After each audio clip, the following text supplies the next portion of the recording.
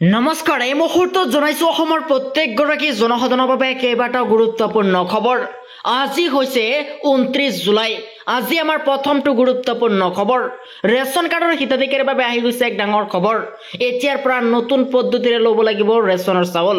এই মুহূৰ্তত জনাইছো ৰাজ্যবাসীৰ বাবে এক ডাঙৰ খবৰ। ৰেচন কাৰ্ডৰ লাখ লাখ হিতাধিকাৰীৰ বাবে আহি গৈছে এক ডাঙৰ খবৰ। 1 অক্টোবৰৰ পৰা সলনি হ'ব ৰেচন লোৱাৰ নিয়ম। সম্পূৰ্ণ নতুন পদ্ধতিৰে ল'ব লাগিব এতিয়াৰ পৰা ৰেচন।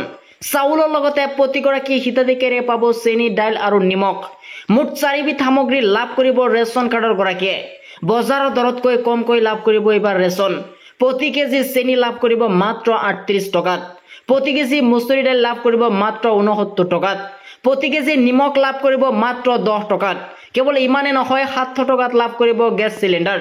আৰু ইয়াৰ উপৰিও যদি আপোনাৰ উজ্জ্বলা গেছ কানেকশ্যন আছে, মাত্ৰ 250 টকাতে লাভ কৰিব। কিন্তু এই ৰেচন সংগ্ৰহৰ সময়ত বাধ্যতামূলকভাৱে দিব লাগিব ফিংগাৰপ্ৰিণ্ট। এই মুহূৰ্তত জনাইছো আমাৰ দ্বিতীয় নম্বৰ খবৰটোলৈ। আমাৰ দ্বিতীয় নম্বৰ খবৰটো হৈছে ডাঙৰ খবৰ। 2 আগষ্টৰ ভিতৰত পাব পাৰে ভাল খবৰ।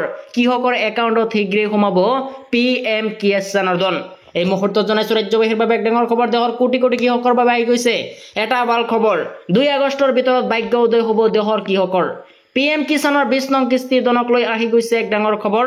চৰকাৰে ধন বিতৰণৰ বাবে সাজু কৰিছে তালিকা। শীঘ্ৰেই কৰি লওক এই কেইটা কাম, অন্যথা বঞ্চিত হ'ব ধন লাভৰ পৰা।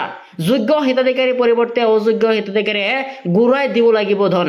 আৰু আজিয়ে PM কিষাণৰ ৱেবছাইটত কৃষকে কৰক KYC আৰু তালিকাত নাম আছে নে নাই চাবলৈ মুকলি কৰা হৈছে ইতিমধ্যে ৱেবছাইট। আৰু অফিচিয়েল ৱেবছাইটৰ ফাৰ্মাৰ্ছ কৰ্নাৰ্ছত প্ৰৱেশ কৰক আপুনি। এই মুহূৰ্তত জনাইছো আমাৰ তৃতীয় নম্বৰ খবৰটোলৈ। আমাৰ তৃতীয় নম্বৰ খবৰটো হৈছে ডাঙৰ খবৰ।